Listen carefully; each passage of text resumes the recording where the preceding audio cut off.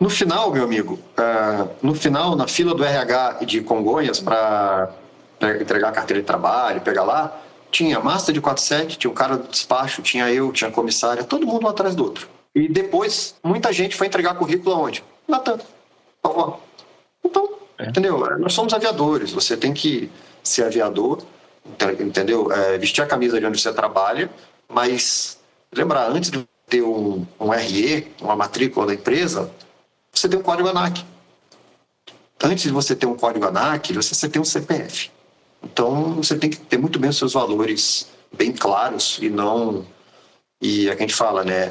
Você não pode nem ser arrogante, porque o mundo dá voltas e o colega que está na outra empresa, ele está fazendo exatamente o que você faz na sua, ou seja, voando, realizando o sonho dele, ganhando o dinheiro dele, sustentando a família dele, e vestir a camisa sem ofender os outros, e eu vestir a camisa, né, sem, que a gente fala, sem abaixar as calças também, né, sem fazer as coisas, os fins não justificam os meios. Então vai ser profissional sempre.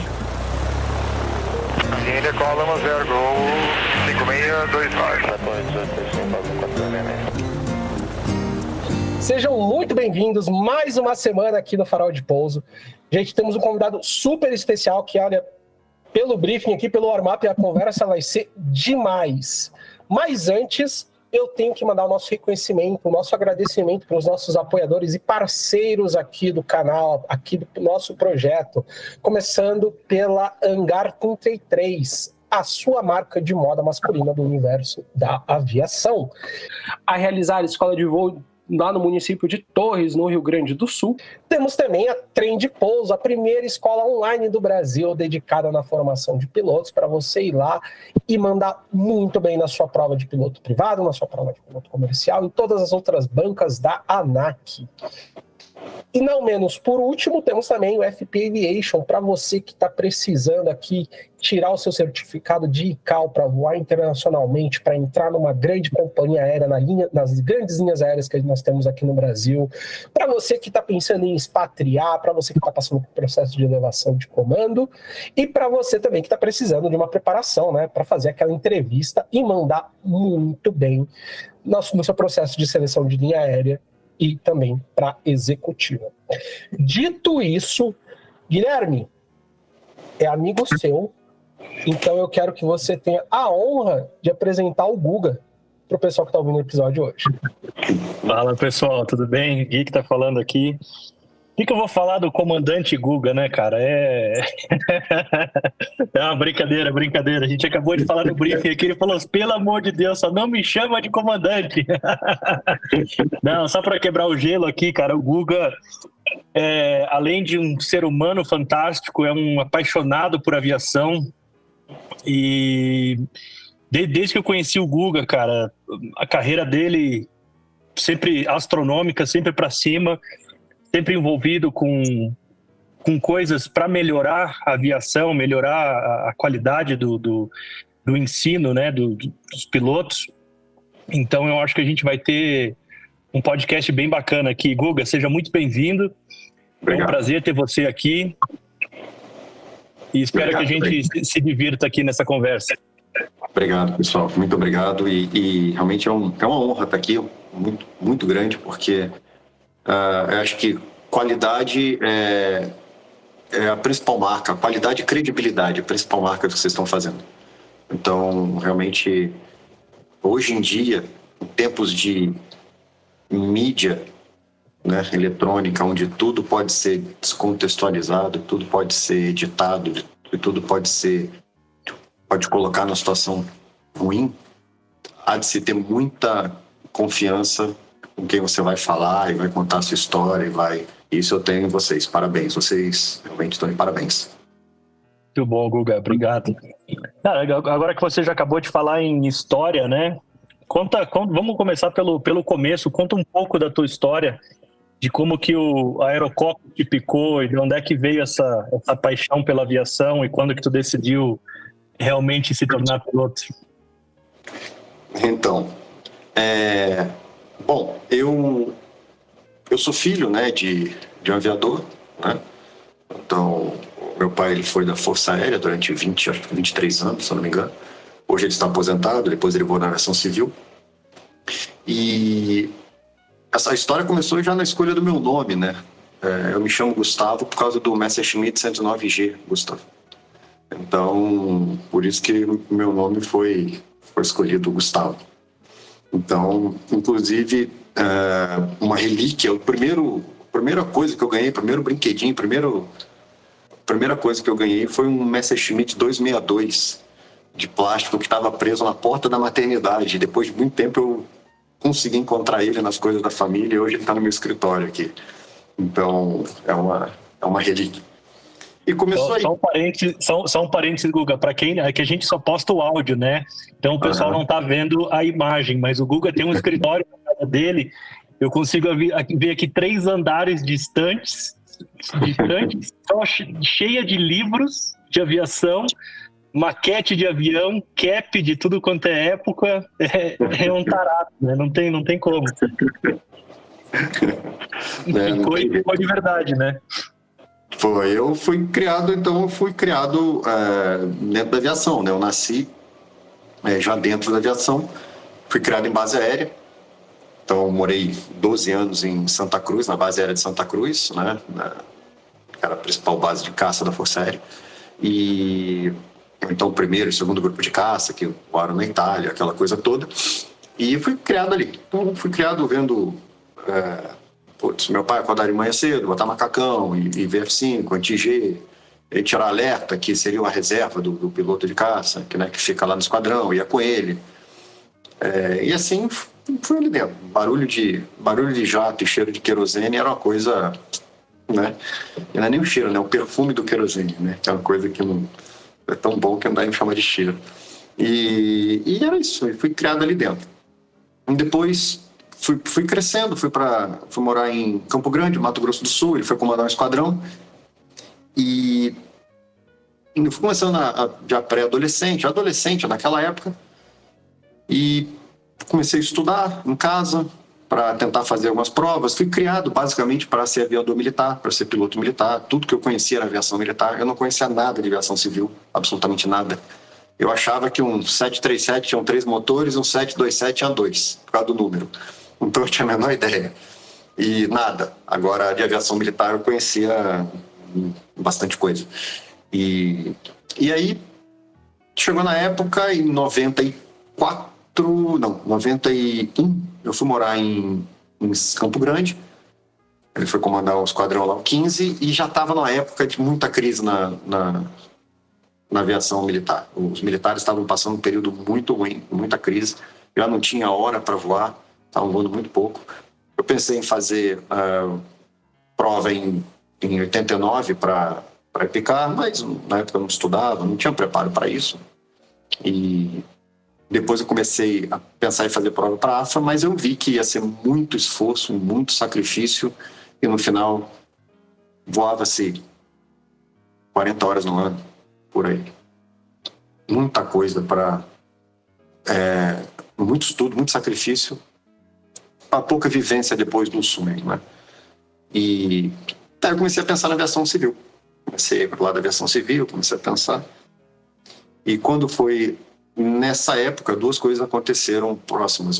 Eu comecei a ter algumas dúvidas se realmente eu queria ser aviador porque eu queria, ou se eu queria ser aviador por influência, né? Aquelas crises de adolescência que você fala, e agora, né? Quero ser porque eu quero ser, eu quero ser porque eu sempre ouvi sobre isso e, enfim, será que eu tenho a mesma habilidade? Será que eu tenho condições, né? Até cognitivas, né? De psicomotoras, de ser um aviador, né? Eu já sabia voar, eu tinha aprendido a voar com ele na Força Aérea. Nos finais de semana, quando eu era guri, às vezes com 7 anos, 8 anos, ele cuidava daquele stand de tiro da Marambaia, que é uma região da Marambaia, e todo sábado a gente ia para lá num regente. E eram os dias que eu tinha minhas aulas de voo. Então eu aprendi a voar de Santa Cruz a Marambaia ali, um regentezinho. Caraca, meu. Eu aprendi a voar. E aí ali com uns 7 anos ali, mais ou menos 8 anos, mais ou menos ali, eu fiz meu primeiro pouso em Santa Cruz. Na verdade foi mais uma queda controlada, mas ainda deu para voar o avião no dia seguinte. Mas foi a primeira vez que eu consegui fazer alguma coisa assim. E, na verdade, eu voava mais por instrumento que visual, né? Que eu era pequenininho, então botava almofada, mas eu ficava olhando para fora, eu voava mais. Eu aprendi a voar mais por instrumento que visual. Cara, que demais. Aí fui crescendo. Quando foi em 91, como eu falei, a gente saiu de Campo Grande, ele teve uma proposta para ir para a VASP, abandonou o comando, entregou, foi para a reserva, uma proposta boa, ele ia para a MD-11, a gente ia morar em Los Angeles para ele fazer a rota de Seul. E aí abandonou tudo, fomos embora para o Rio, fomos morar na casa de uma tia minha, de favor, vendemos tudo da casa, ficamos só com a mala, fiquei com a mala de livro e outra de roupa, e fomos para lá. E ficamos esperando, final do ano, dezembro, aí não dava, ele voltava na VASP, já tinha feito seleção, tinha sido aprovado, aí volta depois, quando chegou ali em janeiro, mais ou menos, o pessoal falou, volta para a fábrica que não tem jeito, não vai dar mais, a gente não vai pegar mais você.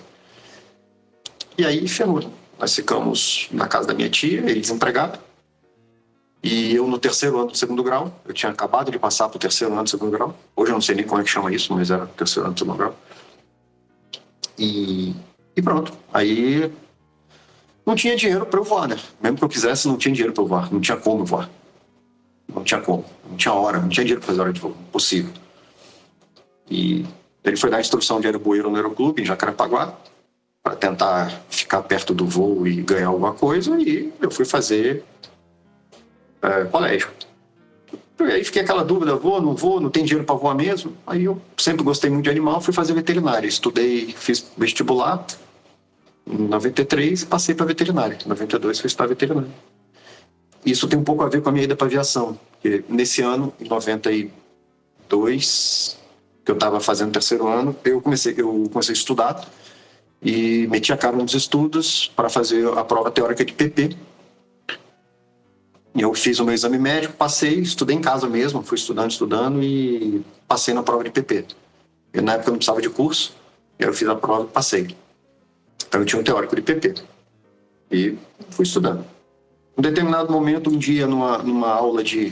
Eu lembro até hoje, eu estava sentado na UF, em Niterói, estava esperando a aula de histologia. Estava no segundo semestre de veterinário. Eu estava sentado na escadinha de pedra, assim, passou na perna do vento da pista 20, passou um Brasília da Rio Sul. E eu... Cara, eu tô rindo aqui, cara, porque essas histórias são...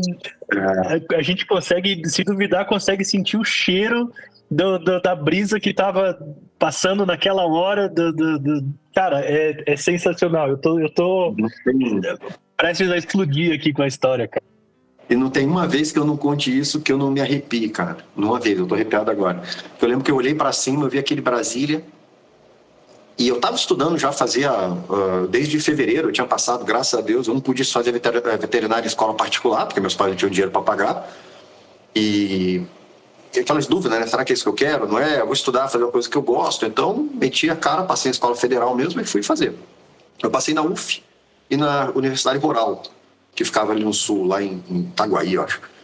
E eram as duas, essa Rural era uma das mais famosas lá. Mas, falei, não vou para Rural porque vai dar muito custo com meus pais, vou ter que morar lá. E aí eu tava sentado, olhei para cima, cara, quando eu vi aquele Brasília passando. Eu lembro até hoje dele passando, cara. Eu lembro até hoje. Eu fiquei olhando para cima, assim. E eu tenho uma imagem na minha frente, assim, dele passando. Com o trem baixo, assim, em cima da UF, da faculdade, na perna do vento. Cara, aquilo me deu um aperto no coração. Aí a pergunta que veio assim foi: o que eu tô fazendo aqui, cara?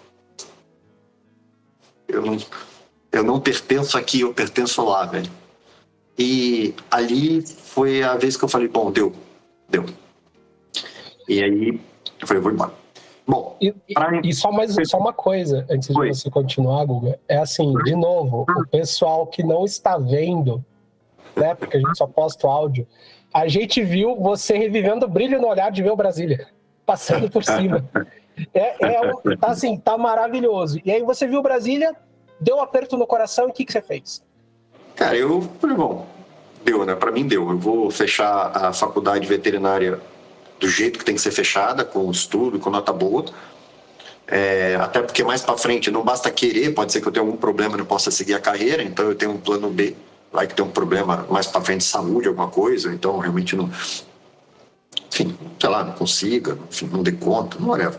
Uma coisa é você voar final de semana, aquela coisa. Outra coisa é voar profissionalmente, ter que voar como aviador mesmo profissional e exercer a carreira. Então, e aí eu falei, bom, para onde é que eu vou, né? Eu vou para onde, na minha opinião, era melhor. Varig. Vou para Varig.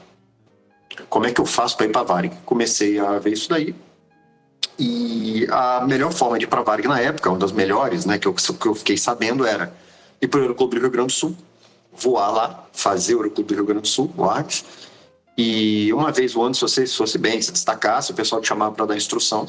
Então, você tinha uma boa formação, dava instrução lá, se preparava bem e tinha a prova do EVAER. Eventualmente você fazia a prova da EVAER, ia dar instrução da EVAER, e eu penso muito aí da EVAER ia para Rio Sul, e Rio Sul alguns caras iam para Varig. Era o caminho. Falei, ok, checa. Eu vou para o Rio Grande do Sul. Meu pai já estava voando nessa época, ele estava voando na Total, ele tinha conseguido um emprego na Total, de comandante de Bandeirante, estava voando lá. Então as coisas começaram a dar uma melhorada. Mas ainda assim estava esquisito. E falei, bom, vou para o Clube do Rio Grande do Sul, de repente... A gente tinha uns contatos, de repente eu faço lá as horas e pago depois dando instrução e vou por aqui, por esse caminho. Ok. Isso foi ali no segundo semestre de 93, ok? Quando foi, cara, eu acho que final de outubro de 93, eu fico sabendo que a Varig, junto com a PUC do Rio Grande do Sul, criaram um curso de Ciências Aeronáuticas. E a primeira turma começaria em fevereiro, março de 94, do ano seguinte. E para entrar, teria que fazer um vestibular. Falei, pô, desgrila, meu Deus do céu, eu tinha entregue meus livros todos do terceiro ano para uma colega minha que ia fazer curso de medicina, eu tinha dado os livros todos para ela. Eu falei, pô, já passei na minha faculdade de veterinária, não quero mais ver vestibular nunca mais na minha vida. Entreguei os livros todos para ela, falei, pronto, na minha casa tinha livro de anatomia, histologia, citologia, osso de cavalo, de boi, mas não tinha nada de vestibular, né, para estudar. Falei, meu Deus do céu. Aí falei, bom, e agora? Quando eu fiz a minha inscrição, para ter o curso, para poder entrar na PUC na primeira turma, você já tinha que ter o curso de piloto privado e você tinha que passar no vestibular, obviamente. Você tinha que ter a carteira de piloto privado, tinha que estar checado o PP. Aí eu falei, bom, tá bom. Eu só tinha o teórico, eu não tinha o prático. Aí tá bom. Eu fui estudar para veterinária. A minha última prova na veterinária era dia 23 de dezembro de 93. A primeira prova da PUC do Rio Grande do Sul era dia 8 de janeiro de 94. Inclusive, dia seguinte do meu aniversário. Meu aniversário é dia 7, era no dia seguinte.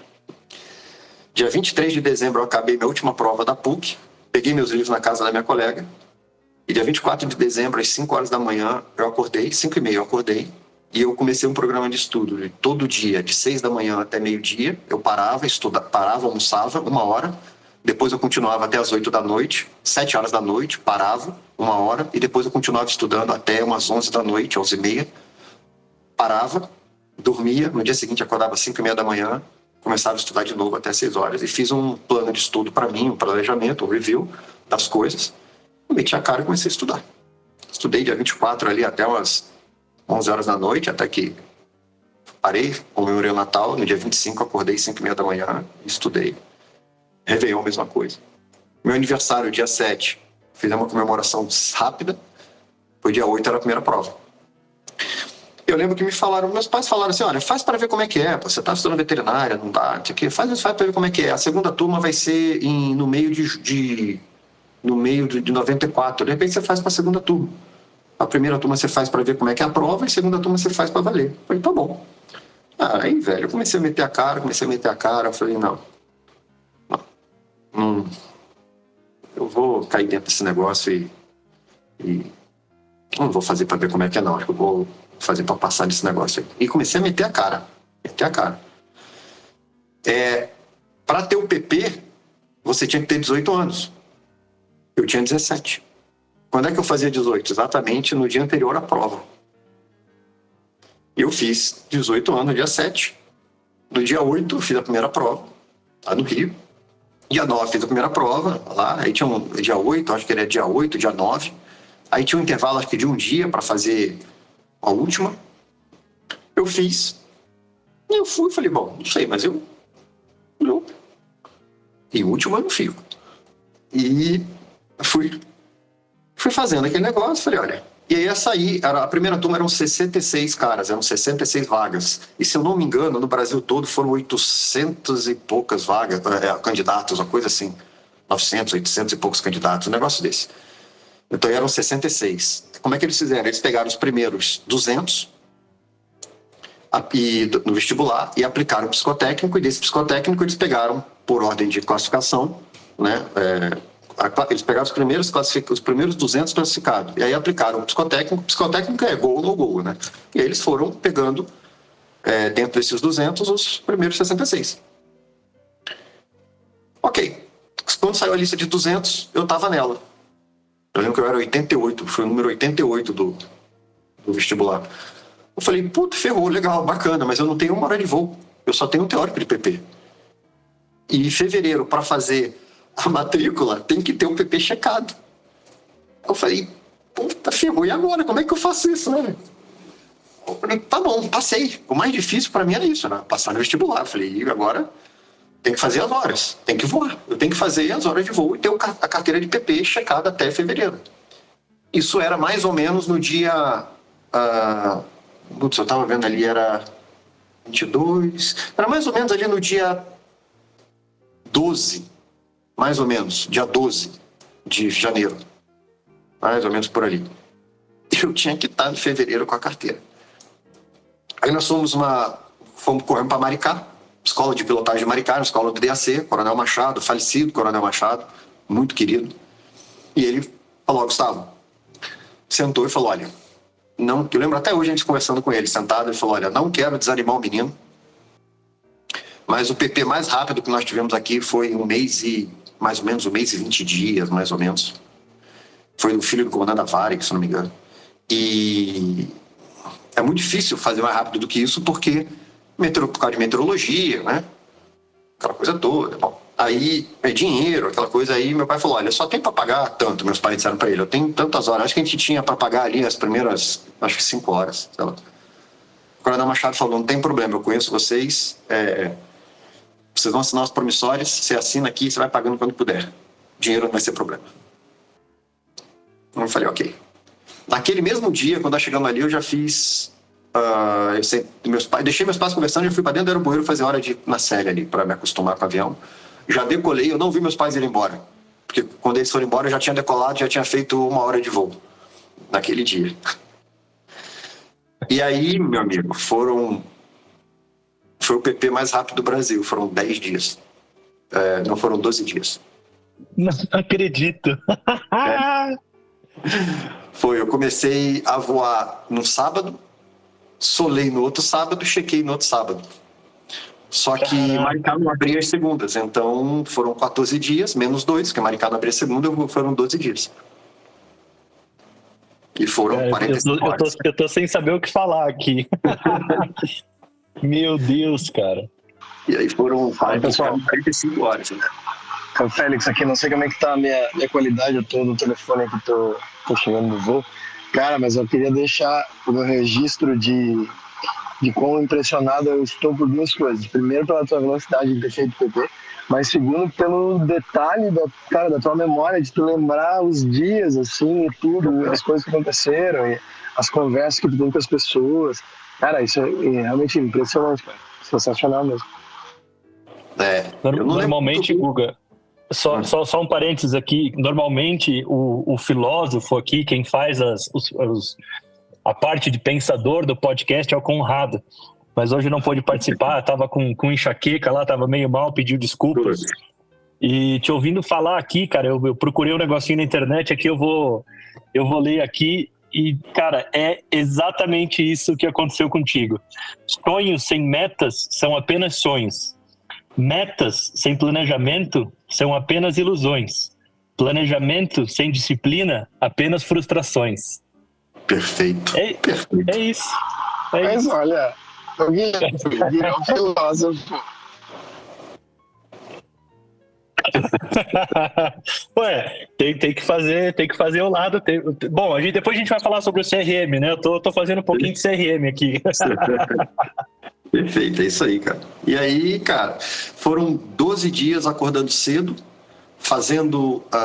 acordando cedo, tirando o avião do hangar, fazendo pré-flight nele, esperando meu instrutor, meu querido Fernando, instrutor, que também já falecido. Então, quem me solou foi o Corona Machado e quem me checou lá e acabou foi o Fernando, que os dois, infelizmente, estão voando mais alto hoje. E aí... E foi isso. Eu lembro que na sexta-feira, uma semana depois, sexta-feira, né? Eu liguei para casa e falei, amanhã vocês apareçam aqui que eu vou solar. A Mar falou, como assim vai solar? Tá maluco? Você começou a voar sábado passado? Eu falei, vem que eu vou solar. Então, o negócio aqui o bagulho aqui tá frenético. E aí... O pé e mão veio no DNA, né? Porque não deu tempo de aprender em uma semana, cara. Não, tinha que, assim, hoje... Deus sabe a hora de fazer as coisas, cara. Que na hora... Hoje eu fico lembrando... Eu lembro de fazer S sobre estrada, sabe? S sobre marco, stall, aquela perda, né? Perda de primeiro tipo, perda de segundo tipo, aquela coisa toda. Era... Assim, graças a Deus as coisas iam. Graças a Deus. Porque não tinha tempo para ter dúvida. Eu não tinha tempo para ter dúvida, né? Eu lembro que nas navegações tinha os roteiros de navegação, né? A navegação de 1 hora, 1h30, né? Eu lembro que o Fernando falou, cara, você vai fazer navegação de 2h30. Então você monta o roteiro, faz o planejamento, traz para mim que eu vou analisar, vou aprovar e você faz. Eu falei, tá bom. Ele, pode ir. Aí lá ia eu, saí eu voando lá, fazendo minhas navegações solo. E era aquelas coisas, né? Ia pro seguro de tráfego, fazia 15 pousos e ia embora. E tinha que fazer, não tinha tempo, cara. Não tinha tempo para ter dúvida. E o mais interessante foi que entre o nome no vestibular e a matrícula, tinha um psicotécnico. Então, eu estava fazendo hora de voo. Então, assim, teve dias que eu comecei as horas, aquela coisa toda, aí antes de eu começar as horas, na verdade, né, eu fiz o primeiro dia, que foi o psicotécnico para entrar na Varig, foram 3 dias. O primeiro dia era só teste psicotécnico, o segundo dia era dinâmica de grupo, e aí tinha um prazo de quase uns 2, 3 dias, e aí tinha a entrevista com a psicóloga, que na verdade eram 2 psicólogas, uma da Varig, ficava sentada na frente, na mesa, na sala, e uma da PUC, que quando você entrava, ficava em posição de 7 horas, assim, ficava nas suas costas. Então, se olhar para um, olhar para outra, ficar aquela coisa, acho que sei lá, para ver se o cara fica desconfortável, sei lá o que é aquilo ali. Então, aí eu lembro que eu entrei, e quando eu entrei na sala para fazer o psicotécnico, eu não tinha solado ainda. Eu lembro até hoje, eu não sabia na época, graças a Deus, eu não sabia disso. Quem fez o meu psicotécnico, a entrevista, a psicóloga da Varig era acho que é Evelyn, que era a psicóloga-chefe da Varig. Eu não sabia. Começamos a conversar, aquela coisa toda, e ela chegou para mim na hora da entrevista e falou, então, me descreva como é que foi o seu voo solo. Aí eu olhei para ela e falei, então, eu não solei ainda. Ela olhou para mim e falou, como você não solou? Eu falei, não solei, eu estou fazendo as minhas horas, acho que eu estou com, se eu não me engano, eram 6 horas, uma coisa assim, 7 horas de voo. E eu fiz uma avaliação ontem, uma pré-avaliação, mas eu não solei ainda. Aí eu lembro até hoje, que ela falou assim, ô rapaz, você está fazendo aqui, você fez o que você está fazendo aqui, você acha que vai dar tempo? Eu falei, doutora, tem que dar, senão eu não estaria aqui. Tem que dar. Vai ter que dar. Senão, eu não estaria aqui fazendo entrevista. Eu acho que vai dar e vai ter que dar. Aí ela, tá bom, então como é que foram os seus voos até agora? Aí eu falei, vambora, saí da entrevista, eu lembro que eu saí da entrevista, troquei de roupa, peguei um ônibus, atravessei a ponte de Niterói, peguei outro ônibus, fui para Maricá, naquele dia, cheguei em Maricá para poder voar no dia seguinte cedo. E fui. Aí fiz o meu cheque, PP, pronto, tava com a minha carteira de PP. 12 dias depois que eu comecei a voar, eu tava com a minha carteira, tinha feito o meu cheque. Tranquilo. E aí, ok. Fiquei esperando lá, eu tinha feito meus 18 anos dia 7, eu tinha 18 anos e alguns dias. Tava com os pré-requisitos todos, a minha parte eu tinha feito até então. Até que o dia saiu a lista lá, ó, a lista dos aprovados na primeira turma de Ciências Aeronáuticas, saiu na Varig, naquele prédio que hoje é o Hotel Prod, que fica ali no Santos Dumont, que é onde, ironicamente, depois eu trabalhei no GIPAR, na segurança de voo da Varig, eu fui trabalhar lá. E eu lembro que quando eu cheguei lá na portaria para ver do lado do elevador, tinha um papel, tinha uma lista. Eu lembro que eu cheguei do lado do elevador, cheguei para ver aquilo, cheguei até com a minha mãe lá descendo para ver, e quando eu vi, tava lá meu nome. Na primeira turma de Ciência Aeronáutica. Cara, eu quase desmaiei, eu comecei a desmaiar na hora. Deu um apagão, caiu a RAT, foi porque acho que todo aquele esforço que eu tinha passado de início de dezembro, ali no meio de dezembro, né, aquela angústia até ali, pô, foi... Aí se pagou, né? E aí foi aquele negócio... Aí passa o nervosismo, passa a ansiedade, passa tudo. Isso tudo. Dá aquela respirada, né? Eu não tinha... Eu saí correndo para fazer... Eu não tinha identidade civil, só tinha identidade da FAB, essa identidade militar que a gente tinha. Cara, eu não tinha nada. Eu CPF, eu fui tirar os documentos todos, saí correndo. Aí passei, aí quando foi final de fevereiro ali, fui para PUC. Aí entrei na primeira turma de Ciências Aeronáuticas, eu sou o mais novo da minha turma. Ciências Aeronáuticas, sou o mais novo da primeira turma. E aí entrei na primeira turma em 94. E comecei a jornada. E aí foi interessante que quando eu cheguei em janeiro quando eu tinha checado tudo, eu cheguei em janeiro ou fevereiro, uma coisa assim foi final de janeiro, fevereiro de 94, eu fui lá na veterinária trancar minha matrícula. E era a época de matrícula do terceiro período. Eu cheguei lá, meus amigos, pô, legal, bacana, vamos começar o terceiro período. Eu falei, não, eu vim trancar minha matrícula. Aí, como assim você veio trancar sua matrícula? Eu tranquei bem, eu terminei o primeiro ano de veterinária, eu terminei bem. Na faculdade federal, eu terminei com um CR meu assim, 80 e 87, 81, uma coisa. Para a faculdade de veterinária é um CR muito bom. Eu falei, não, eu vim trancar. Como assim trancar? Eu falei, não, eu virei piloto, tô indo pro curso da Varig, no Sul, ficou todo mundo olhando pra minha cara sem entender nada. Como assim, cara, piloto? Onde é que você fez isso, né? Quando você fez isso? Eu fiz agora, nos últimos 20 dias aí. E aí, pronto, tranquei minha matrícula e fui embora pro Sul. Assim eu comecei a PUC.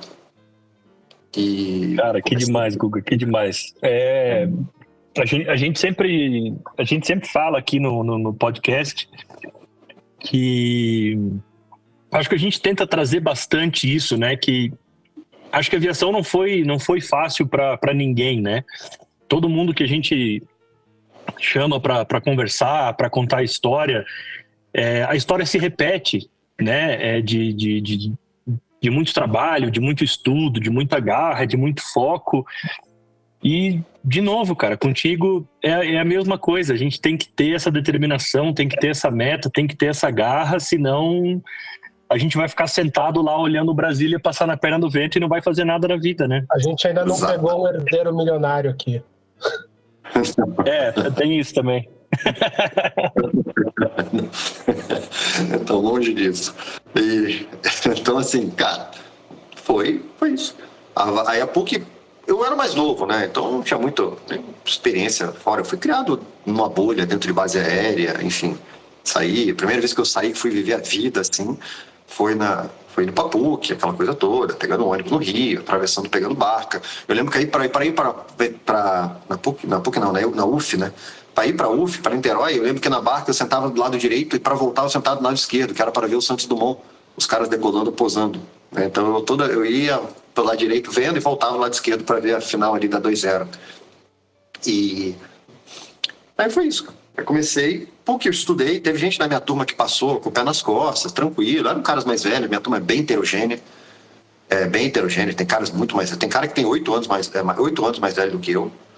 Então, tem cara que já era copiloto de aviação executiva, cara que tinha feito prova da EVAERA antes, com PLA teórico, bem experientes. E eu acho que os menos experientes ali, se eu não me engano, era eu, a Camila, acho que a Malu, a Maria Luísa, a Maluzinha, a Camila, eram os mais, acho que eram nós, e tinham mais uns 2 eles, mas com certeza eu era o mais novinho ali, né? Porque todos eles já eram PP, já tinham, e até de idade eram mais velhos do que eu. E foi isso. Aí na PUC em determinado momento tinha EVAER. A proposta inicial era PUC e EVAER. Fazia EVAER junto. A PUC seria a parte teórica e a EVAER seria a parte prática. Quando foi em 95, final de 95, eles começaram a separar os grupos de... Meio de 95, né? Ali segundo semestre. Começaram a separar os grupos para fazer EVAER. Então separaram... A gente já não estava mais em 66 alunos, alguns já tinham ido embora. Então, eles pegaram e separaram por nota, por classificação da turma, por nota, eles separaram quase ali 10 grupos de 6 alunos, mais ou menos. Então, cada grupo eram 3 duplas, mais ou menos. E aí a gente começou. Eu podia escolher a partir do segundo grupo, eu podia escolher já. Estava relativamente bem colocado. Eu escolhi a partir do terceiro. Essas horas de voo da EVAER eram pagas. Vocês também tinham que pagar essas horas, tudo como era o clube normal. Não, a EVAER não. A EVAER era você fazia EVAER, você não pagava nada. A EVAER você não pagava nada. Não pagava nada. Essa parte eu não sabia. Que legal. Não pagava nada. E eu lembro que, em determinado momento, lá em casa a gente decidiu assim, falou, olha, putz, eu já tinha feito PP, o pai falou, olha, vamos fazer as horas de voo de piloto comercial em Maricá, continua fazendo as horas, porque você vai pegando horas de experiência de voo, né? Quando começar a EVAER você tem mais experiência, porque a EVAER era puxada, os caras puxavam. E você tem mais experiência, já que você é muito novo, você vai pegar mais experiência de voo, quando chegar a hora de fazer EVAER, você não tá tão cru. Falei, ok, você vai ficar parado um ano e meio, fazer nada para cair dentro de um aero depois, um AST, que era um multimotor, um simulador multimotor, você vai fazer isso. Falei, tá bom. E aí eu comecei, então às vezes folgas que eu tinha, nessa época meu pai já estava na TAM, eu pegava um passe, eu ia para o Rio, e eu lembro que eu consegui até uns 2 passes, eu acho que na época, com a Malu, né, o padrasto dela, ele voava na Rio Sul, então ele conseguiu os passes para ela, conseguiu uns 2 passes para mim. Eu lembro que a gente ia para o Rio, né, eu morava no Rio naquela época, minha família morava no Rio. Teve uma vez que eu não via a minha família.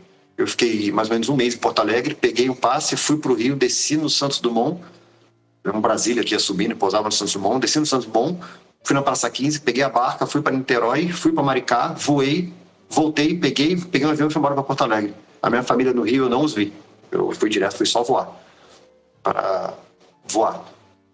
E até teve um caso engraçado que a gente subindo, nós pousamos acho que foi em Joinville, em Brasília, estava um tempo ruim para burro, a gente pousou em Joinville, e aí, putz, eu tava de extra, né, aquela coisa toda, de passe, né, a Malu ia, que a Malu, o padrasto dela era antigão, na Rio Sul, enfim, ela tinha, né, claro, normal, todo o suporte, a prerrogativa para continuar, e lotou o avião. E aí me desembarcaram, eu desci, tava uma chuva danada em Joinville, eu desci do avião, uma chuva danada, aí o pessoal falou, não, vai embora não, fica aí debaixo da asa, que pode ser que o passageiro não chegue, nós vamos esperar, esse passageiro tudo com pena. Eu desci com a minha mala, fiquei debaixo da asa do Brasília, chovendo, eu fiquei debaixo da asa do Brasília, e eles esperando, até que deu hora de fechar o voo, o despachante veio correndo e falou, entra, que os passageiros não chegaram, entra, aí sobrou um lugar. Aí eu voltei pro avião, os passageiros do avião todos aplaudindo, batendo palma, uma velhinha, graças a Deus, meu filho, você voltou, eu todo molhado, com a mão na mão. Cara, que demais. Que viagem. E aí eu voltei. Isso é o tipo da história que a gente lembra agora quando tá na cabine e tem extra para embarcar, né? Você faz de tudo para conseguir levar um extra para não deixar ninguém para trás, né? Exatamente isso. E aí eu fui embora para Brasília, fui para o Rio. Então, em 96 eu comecei, em janeiro de 96 eu comecei a fazer EVAER. Então era assim, eram 4 fases: a AST, que era um simulador bimotor, o Arrow, que era um avião, tipo um curisco anabolizado, vamos dizer assim, né, que tinha uma avionics muito boa. A avionics dele a aviônica dele era muito boa. Tinha HSI, RDMI, era um avião muito, muito bom. Isso que eu ia falar, um parênteses para quem está escutando, né? Uma aviônica muito boa naquela época não estamos falando de GPS, de tela, de nada disso, né? A gente estava contente com HSI, um RMI. Pô, era uma maravilha, cara. HSI, RMI era um paraíso. Aquilo ali era... Quando você entrava para fazer um procedimento IFR, você não precisava rodar aquela rosa do vento, aquele cartão de proa. É isso que eu ia dizer. O cara falou em limbo móvel, dá até um arrepio. Não, Deus me livre, cara. Você falava assim, meu Deus do céu, é hoje. Entendeu? A gente chama revolta dos ponteiros, né? Os ponteiros começavam a gritar, rodar para um lado e para o outro lado, você ficava... E aí... E eu comecei, então eram 4 fases. Então, quando um grupo começava o ST, ele terminava o ST e passava para o erro, o outro grupo, o grupo 2, começava o ST, que era um simulador bimotor, que era a padronização básica da EVAER, bimotor, né? Que já era a padronização que a Varig esperava que os alunos chegassem lá quando eles fossem entrar nos aviões básicos dela. E aí, quando o primeiro grupo passasse para o Seneca 2, o segundo grupo ia para o erro e entrava o terceiro, começava, e assim ia. E a última fase, a 4ª fase, era o Jet Trainer. E eu comecei, vou ao ST, vou ao erro, fui para o Seneca, comecei o Jet Trainer, e aí acontece aquelas coisas assim que a vida dá, né? Mais uma vez que eu agradeço, eu olho para cima, às vezes eu vejo... Eu agradeço essas coisas, né? Agradeço. Que bom que o meu anjo da guarda voava Mach 3, né? Então, e eu falo assim, meu anjo da guarda era um AWACS daquele lá, entendeu? Ficava sempre atento e pegando as coisas longe para mim. E aí, quando eu terminei o Seneca, não tinha previsão para eu começar o Jet Trainer. E aí eu fui para casa, para São Paulo, e fiquei esperando lá. Eu tô um dia em casa, assim, a minha família tinha saído e eu já conhecia a minha ex-mulher, né? Eu já conhecia, ela voava na VASP nessa época. Eu tinha saído também para ir voar, aquela coisa toda. E saiu todo mundo, eu tava lá, cheguei em casa. Quando eu vi, ligaram para casa, atendi o telefone, era o pessoal da EVAER, falando, Gustavo, o seu Jet Trainer estava previsto para começar em agosto, no final de agosto, mas a gente abriu uma vaga aqui, enfim, deu uma questão aqui aqui no negócio, e a gente vai começar agora o seu Jet Trainer. Então, você tem como começar? A gente vai puxar a dupla, que era a última dupla, a gente vai puxar para vocês. Vocês eram a última dupla do terceiro grupo. Vou começar agora. Eu falei, tranquilo, você pode vir quando? Eu falei, amanhã. Comecei, fiz uma mala, joguei as coisas dentro da mala, deixei um recado, não existia celular, essas coisas na época, deixei um recado em casa falando, a EVAER ligou, vou recomeçar o meu treinamento amanhã, já treino, peguei um avião, fui para Porto Alegre, beijo para todo mundo. Fechei a porta, fui para o aeroporto, eu tinha um passe da TAM, peguei um Fokker 100, fui embora para Porto Alegre.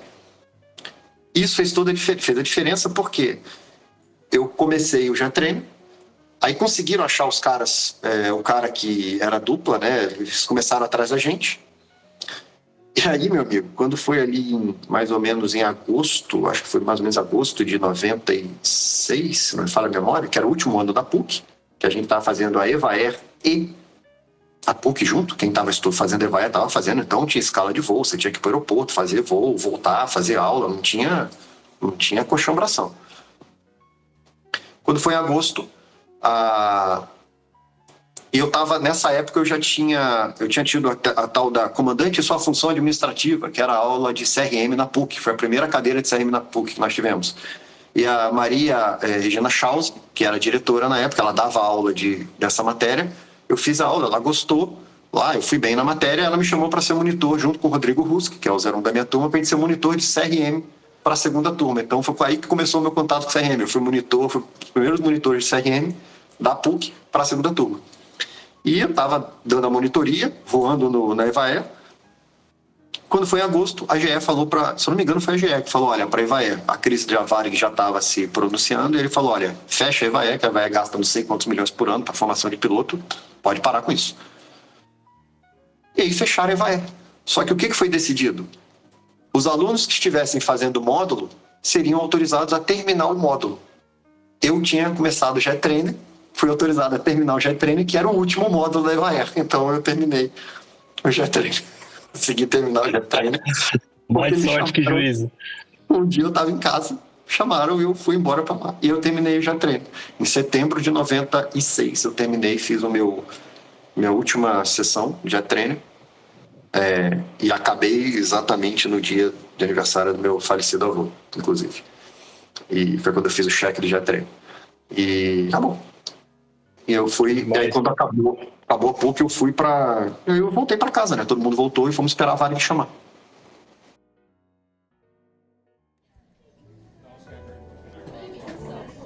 Hora do cafezinho do Farol de Pouso. Um oferecimento. AV House. Arquitetura aeronáutica, projetos de hangares, aeródromos e condomínios aeronáuticos. De pilotos para pilotos. E Nexatlas, o aplicativo definitivo de planejamento de voo e navegação aérea do piloto brasileiro. Ajude o Farol de Pouso a continuar produzindo conteúdo aeronáutico de qualidade. Acesse apoia.se/Farol de Pouso e contribua você também. Você escolhe com quanto quer ajudar. É rápido e sem complicação. Acesse também Linktree/Farol de Pouso e confira todos os conteúdos EAD já produzidos pela nossa equipe. Você ajuda a gente e ainda alavanca sua carreira. Procurando melhorar seu inglês, se preparar para sua primeira seleção de companhia aérea, buscando sua elevação para comando ou pensando em expatriar? Então conte com a gente. Acesse FP Aviation no Instagram ou LinkedIn e fique pronto para o mercado de trabalho. Agora, de volta ao nosso episódio.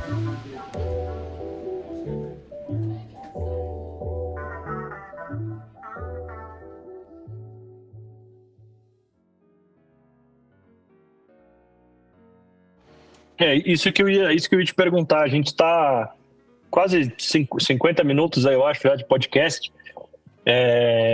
Vamos passar para a era do jato, digamos assim.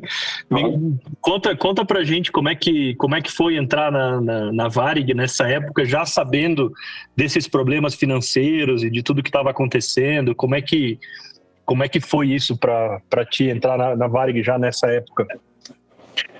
Eu não tinha muita ciência da crise da empresa. Eu não tinha muita noção da crise da empresa.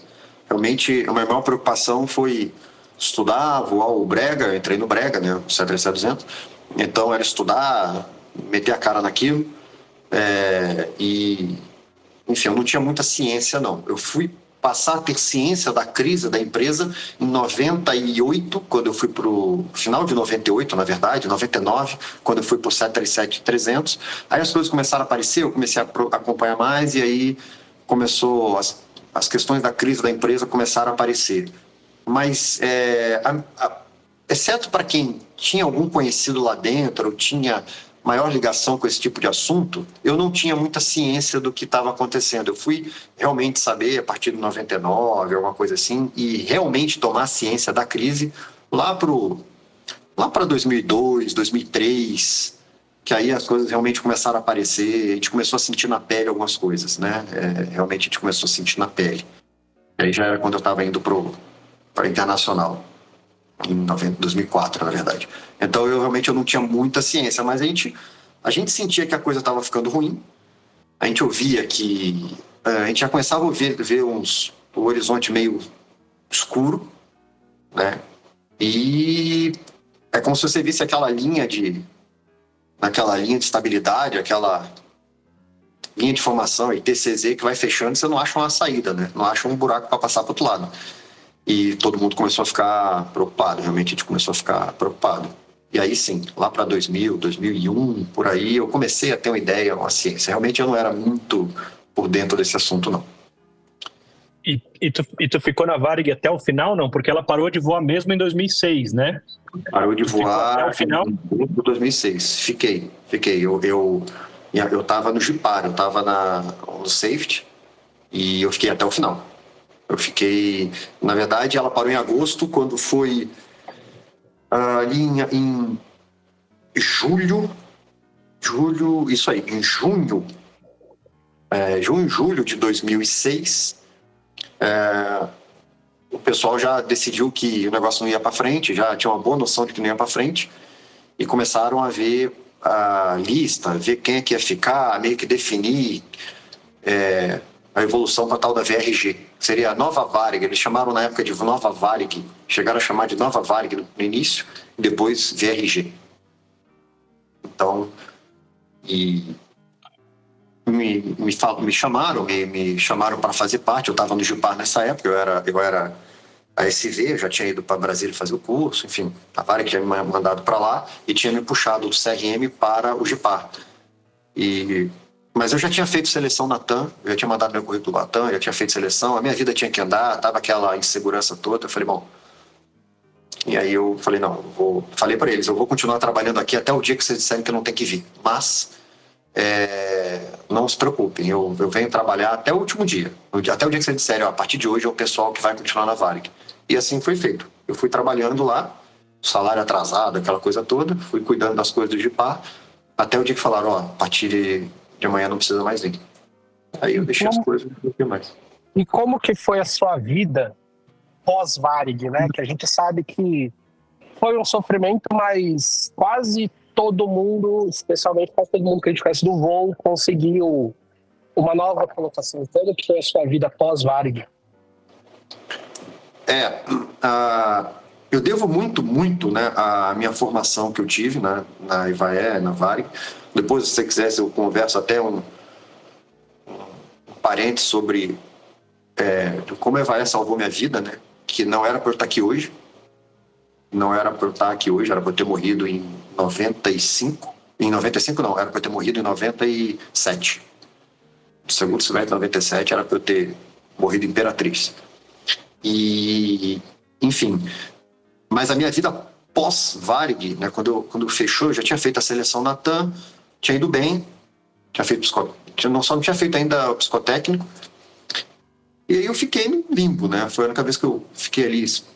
A Varig, eu assinei a demissão e tudo em agosto de 2006, e a TAM ainda não tinha me chamado. Então eu fiquei esperando a TAM me chamar. A TAM me chamou dia 23, a minha admissão é dia 23 de outubro de 2006. Né? Que belo presente, dia do aviador, hein? Exatamente. E aí o dia do aviador, entrei lá e comecei a fazer meu ground school do Airbus A320 na TAM. Né? Então era uma empresa que eu já conhecia, porque meu pai tinha voado na TAM durante 9 anos, ele tinha sido comandante na TAM 9 anos, ele foi o safety da TAM durante um bom tempo. E então eu conhecia bem a empresa, conhecia as pessoas e tudo. Ele já não estava mais lá, ele já tinha ido embora. Meu pai, nessa época, ele já estava voando em Singapura. E eu entrei. Enfim, a empresa não era estranha para mim, era familiar, me sentia bem lá, muito bem. Então, entrei na TAM e comecei a estudar e voar o 20. Fui muito bem recebido, enfim, voar o 20. Algumas pessoas, né, na rota tinham aquela coisa de você é Varig, você é sangue azul, aquela coisa toda. Aquela coisa que a gente tem na aviação, não tem jeito. Também motivado pela arrogância de alguns aviadores da época da Varig, que realmente a gente sabe que existia, né? Então... Outras épocas, né? Isso já... antigamente o piloto era visto como rei, né? E eles acabavam, acho que, assumindo essa postura e talvez vinha um pouco de arrogância, mas acho que já passou isso. No final, meu amigo, na fila do RH de Congonhas para entregar a carteira de trabalho, pegar lá, tinha master de 47, tinha o cara do despacho, tinha eu, tinha a comissária, todo mundo um atrás do outro. E depois, muita gente foi entregar currículo aonde? Na TAM. Então, entendeu? Nós somos aviadores, você tem que ser aviador, entendeu? Vestir a camisa de onde você trabalha, mas lembrar, antes de ter um RE, uma matrícula da empresa, você tem um código ANAC. Antes de você ter um código ANAC, você tem um CPF. Então, você tem que ter muito bem os seus valores bem claros e não E é que a gente fala, né? Você não pode nem ser arrogante, porque o mundo dá voltas e o colega que está na outra empresa, ele está fazendo exatamente o que você faz na sua, ou seja, voando, realizando o sonho dele, ganhando o dinheiro dele, sustentando a família dele, e vestir a camisa sem ofender os outros, e eu vestir a camisa, né, sem, que a gente fala, sem abaixar as calças também, né, sem fazer as coisas, os fins não justificam os meios, então é ser profissional sempre. E Guga, entrando agora mais saindo um pouco do voo e entrando mais na parte, digamos, administrativa, eu sei que você depois entrou no safety da TAM, você é envolvido com CRM até hoje. Conta pra gente um pouco o que te atraiu nessa parte do safety ou do CRM, ou qual eram as tuas metas entrando em um departamento desse tão importante para uma empresa. Qual era a tua visão e por que te chamou tanta atenção fazer parte de um departamento desse numa empresa aérea? Então, eu acho que foi no ano de 2000, se não me engano foi em 2000, eu fiz o meu CRM na Varig como aluno. E eram 2 dias de aula, e eu gostei muito. Eu já tinha sido monitor na PUC, e eu gostava do assunto, gostava da matéria, né, do que abordava. E eu gostei muito, e eu fui bem na aula, CRM. Eu fui bem, gostei, enfim. Eram comissários, pilotos juntos na sala, no centro de treinamento de Congonhas, e eu fui bem. E ao final da aula, eu lembro que a coordenadora do CRM e os facilitadores me chamaram, e disseram que eles tinham gostado de tudo, e me chamaram, perguntaram se eu queria ser facilitador de CRM. Eu falei, pô, quero, gostei, quero, obrigado. Pois é, aquela coisa toda, vamos ser copiloto ainda, na Nacional, então vai ser um desafio. Porque imagina, na Varig, copiloto da Nacional, dá aula sobre liderança, né? É uma coisa interessante. Eu tive essa experiência, né, na TAM anos depois, e era na TAM anos depois. Mas imagina para ti naquela época ainda na Varig, meu Deus. O tempo de Varig. Então, assim, o que aconteceu? Eu descobri isso logo numa das primeiras aulas, meu amigo, que eu fui dar lá no Rio de Janeiro. Eu lembro que eu estava dando aula na sala, e nessa aula tinham 3 criaturas que depois eu fui conhecê-las mais, assim, próximas, infelizmente, que eu fui voar com elas na Internacional. E com 2 delas, na verdade. Não, com uma delas. E eu teve uma hora que eu fui falar, não sei o que foi, eu não falei nada demais. Eu tava falando algo sobre, sei lá, liderança, alguma coisa assim. E, velho, teve uma hora que a criatura levantou lá e botou o dedo na minha cara e me chamou de moleque no meio da aula. Começou a gritar, me chamando de moleque. E quem eu pensava que eu era para estar falando isso ali dentro, que eu era um copiloto. Bom, eu lembro que o gerente de treinamento era um cara muito bom. E a esposa dele estava na sala de aula, era comissária na Internacional. Ela ligou para ele, mandou uma mensagem para ele, uma coisa assim, ligou para ele. Ele apareceu logo depois do intervalo e, velho, quadrou todo mundo, botou todo mundo, acabou a aula de CRM. CRM acabou de 2 formas ali. Primeiro, pelo cara que levantou e botou o dedo na minha cara. E segundo, pela descida do diretor, pelo diretor gerente de treinamento, não lembro como é que era. E acabou tudo ali, quadrou todo mundo e deu uma bronca, acabou. Bom, ficou todo mundo assustado, olhando para mim, assim, foi uma vergonha grande, e eu prometi para mim que a partir dali nunca ninguém mais ia fazer aquilo, não interessasse quem fosse, se tivesse 8 faixas no ombro, 16 faixas no ombro, ninguém ia fazer mais aquilo comigo. E só tinha uma forma de nivelar isso daí, conhecimento. Eu não tinha peso, eu era um copiloto da Nacional, então, conhecimento. Eu comecei a estudar e meter a cara que nem um condenado, estudar. A minha ex-mulher, ela fazia psicologia, eu pegava livro, pedia livro na faculdade dela para estudar sobre liderança, sobre estresse, fadiga, sobre um monte de coisa. E eu metia a cara e estudava em casa que nem um condenado. Comecei a estudar e comecei a conhecer o assunto, ficar bom no assunto. Em um determinado momento, a Varig tinha 3 coordenadores de CRM. Coordenador geral, que era que cuidava de todo o CRM. Coordenador administrativo, que era o cara que era responsável por quando os facilitadores tinham que dar aula fora, ver hotel, transporte, essas coisas diárias, e o coordenador técnico, que era o cara que cuidava do conhecimento, da parte técnica, da padronização dos facilitadores, de apostila, de o que tem por trás do assunto, alerta situacional, que era como a gente ainda tratava na época, né? A gente não falava consciência situacional naquela época. Ou seja, toda a matéria, todo o assunto, né, todo o conteúdo técnico do CRM era o coordenador técnico que cuidava. E ela me chamou para ser coordenador técnico, que eu comecei a conhecer bastante do assunto. E assim, eu virei coordenador técnico, subi coordenação técnica, como copiloto da Nacional até ainda, em 2000 e alguma coisa ali, 2002, por aí. E 2001, 2002. E aí pronto, aí comecei a dar aula e assim fui. E cara, me garantia dentro da sala de aula, até brincava, que às vezes chegava lá e tacava fogo, o pessoal brincava, você é doido, que eu falava umas coisas, tacava fogo, a sala pegava fogo, e aí eu ia lá e abaixava o fogo e tomava as rédeas de novo. Aí virou até brincadeira, assim, eu falava uns negócios, o pau quebrava, todo mundo gritava, era uma confusão, e aí eu pegava de novo o controle com conhecimento, entendeu? Mostrando, e no final, e pronto. E assim eu fui me especializando em CRM, fui montando as apostilas e fazendo reunião com o pessoal e levando muito para a parte teórica. Eu acho que o CRM em sala de aula é muito fácil você chegar e falar de liderança, e aí um cara que tem 20 anos de experiência com pala bordada, antigão, vai falar assim, ok, para mim, eu sou comandante há 20 anos, 30 anos, eu acho que liderança é isso daqui. E você, com 3 anos de companhia, de 4 anos de companhia, você vai falar o quê? Entre o que você acha e o que ele acha tem muito mais peso. Se você não entra com conhecimento, você não consegue resolver isso daí. Se você chegar e falar, olha, eu tô ok, mas a teoria da liderança diz isso, isso e isso, nós temos várias abordagens, não tem uma só, tem várias abordagens, enfim, você começa a abordar o assunto de forma embasada, você nivela um pouco essa balança, né?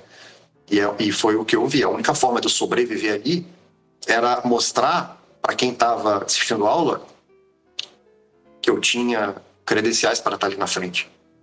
E que quem quisesse conversar comigo sobre o assunto, eu estava ali para conversar, eu me garantia. E foi o que aconteceu. Eu fui, cara, graças a Deus, muito bem.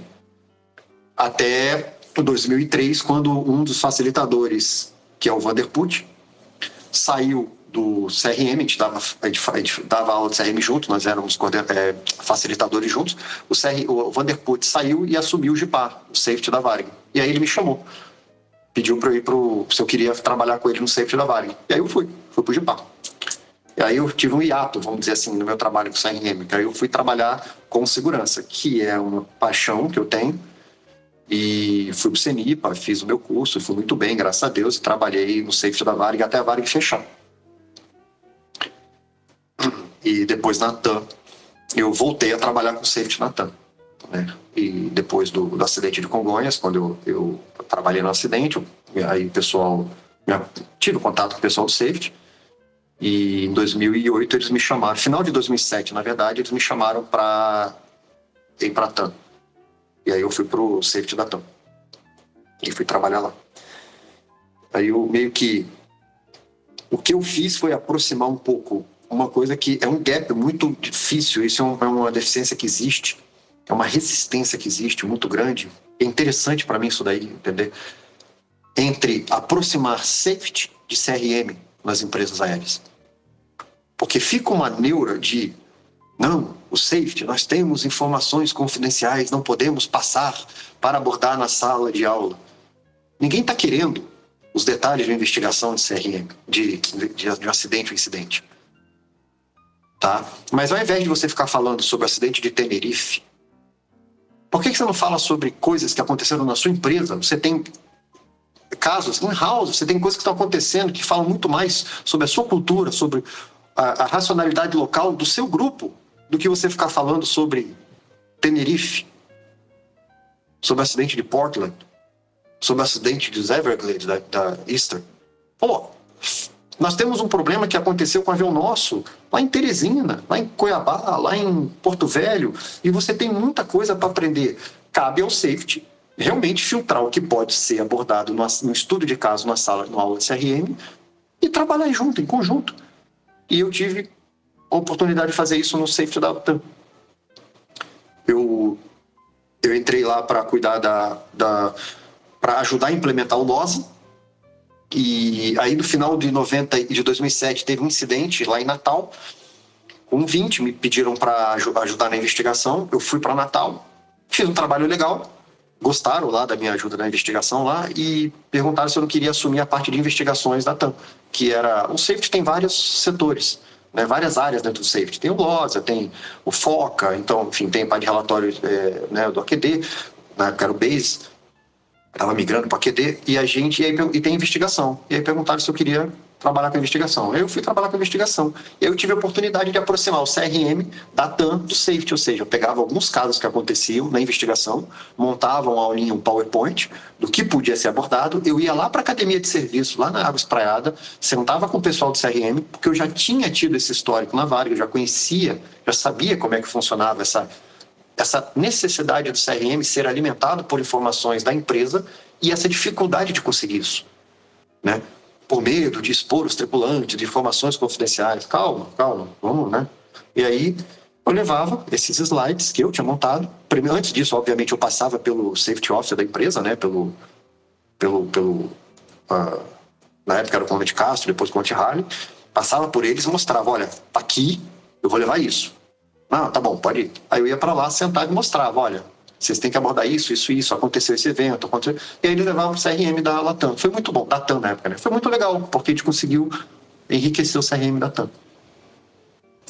Isso é um site muito, muito interessante, cara, porque até hoje, nas aulas de CRM, a gente aprende sobre Tenerife, a gente aprende sobre o acidente dos Everglades. E, cara, o que tu falou faz muito sentido, porque a nossa cabeça é diferente. A regionalidade desses pilotos é completamente diferente. O treinamento é diferente, o jeito que a gente voa é diferente. E isso, voando fora do país, é muito nítido de perceber, né? Quando eu voava no Brasil, tinha instrutores que... vou te passar um macete, vou te dar uma dica. Ao invés de usar speed brake, dá flap 2 aqui, 200 nós, que o avião vai descer igual a pedra. Todo mundo da empresa sabia e todo mundo fazia. E depois, quando eu fui voar o 767, não era diferente. Fazia a mesma coisa. Cara, agora no 77, a primeira vez que eu fiz isso, o cara quase teve um troço do lado. E falou, não, se botou o flap, tem que botar velocidade. Eu falei, cara, mas... Por quê? Então, assim, isso me mostrou, e não só isso foi um exemplo de várias coisas.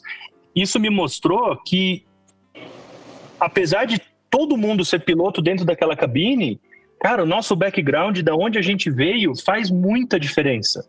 Faz muita diferença. Então, você estudar um acidente, por exemplo, você falou do incidente em Teresina.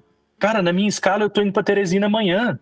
Exatamente. Ou se não, amanhã eu tô indo na segunda-feira, na terça-feira. E o que aquela pessoa passou naquele voo, eu posso estar passando no meu. E isso é uma coisa que é muito... Cara, faz muito sentido você estudar as coisas que passaram na tua empresa. Porque você vai passar pelos mesmos aeroportos, pelas mesmas condições, diversas vezes. E se alguém errou antes, você também pode errar. Sim, exatamente. É isso aí. Então, olhando o erro do outro, é que a gente aprende. Então, não vai adiantar analisar só Tenerife ou Everglades ou um acidente na China, cara. Tem que ver o que está acontecendo no quintal de casa. Sim. Muita coisa aconteceu já para ser negligenciada e você ficar preso a esses ícones, entendeu? Tem muito conhecimento que já foi gerado de lá para cá, no ambiente que você trabalha, que você opera, que nós operamos, né, que pode ser compartilhado, que ficar preso lá atrás daquele negócio. Você menciona, ok, foi um acidente, aquela coisa, tudo, mas ponto, segue o baile, vamos embora, entendeu? Não é... E isso é uma coisa que eu sempre bati um pouco nisso, entendeu? E foi legal, porque depois que eu fui pro safety lá na TAM, até investiu muito na minha formação do safety, muito. Então eu fui para eles mandaram para a Universidade do Sul da Califórnia, a USC, eu fiz um curso de investigação de incidente lá, me mandaram para Bracknell para fazer um curso de gerenciamento de equipe de crash site. Então, fiz curso na IATA de gerenciamento de crise. Então, realmente foi muito, muito legal. Eu realmente aprendi muita coisa, investi muito na minha formação E foi legal que isso se juntou com o conhecimento que eu já tinha de CRM, fator humano, então eu consegui fazer o link entre as duas coisas e isso ajudou nas minhas investigações de incidentes na TAM, muito, me ajudou muito. E isso foi, na verdade, me ajudando na formação como um todo, como aviador, e o que eu pude depois, mais para frente, quando eu fui para a Azul, eu pude contribuir na formação, né, no aperfeiçoamento do CRM que foi da Azul, né, que eu peguei, não tinha praticamente nada, tinha muito pouquinha coisa no CRM, e a gente praticamente estruturou todo o CRM da Azul, não do zero, porque tinha gente que já trabalhava naquilo ali no início, mas era bem pouquinho, né, era bem mais simples, porque a empresa estava começando, aquela correria, tem muita coisa para fazer, então todo mundo joga em várias posições, né? O cara que é comissário, ele dá o CRM, monta não sei o que lá, porque não tem... Todo mundo tem que fazer tudo, a empresa está começando. Então, o CRM foi um embriãozinho ali no início para poder a empresa começar a operar. E pronto, e aí isso ajudou muito depois, quando eu tive que montar toda uma estrutura lá, né? Cara, que legal, que legal. É muito interessante isso. Agora tô falando da Azul, de comissária dando aula de CRM, eu lembrei das minhas aulas lá em Barueri, cara. Final de 2010. Isso aí. Faz tempo já. Cara, que legal, cara. Que coisa bacana. Eu acho muito interessante isso de se interessar, porque a gente tem duas linhas de piloto, né? Tem o piloto que só quer saber de voar e tem o piloto que se interessa por esse tipo de assunto, de trabalhar talvez em algum departamento, dar instrução de simulador ou ser instrutor, né? Que também é o teu caso. Conta pra gente um pouco de como isso tudo influencia na tua instrução, ou o que tu tenta passar para os teus alunos nessa parte de safety, assim,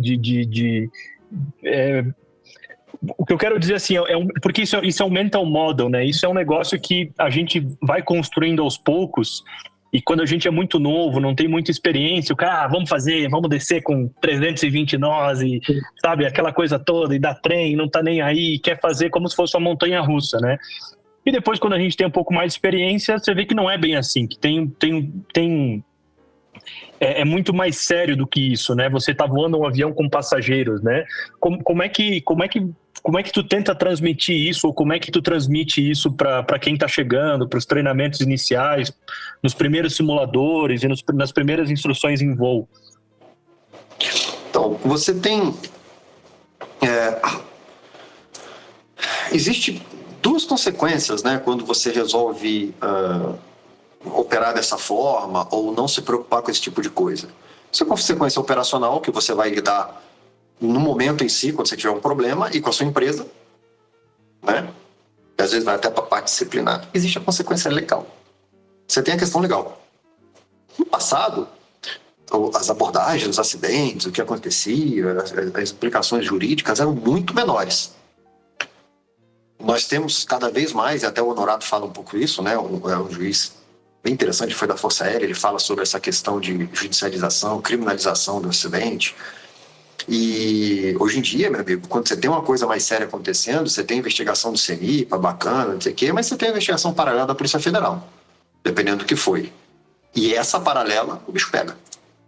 Essa paralela aí não vai ser um investigador do CENIPA de uniforme azul que vai conversar com você, não. Vai ser o capa preto. Vai ser um juiz. E apesar de nós não falarmos em momento algum na segurança de voo de negligência, imprudência, imperícia, que são também termos que você pode usar a definição muitas vezes do jeito que você quer, apesar de elas parecerem bem claras, né?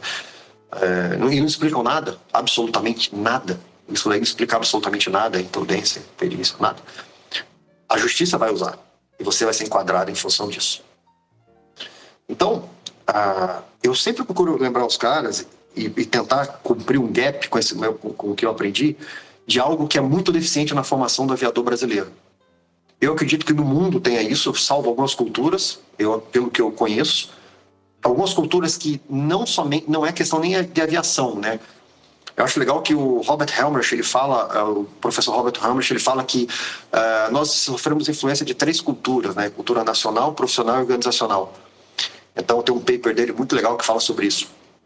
E a cultura nacional que diferencia, por exemplo, o brasileiro do suíço, do americano, né? O suíço do francês, aquela coisa.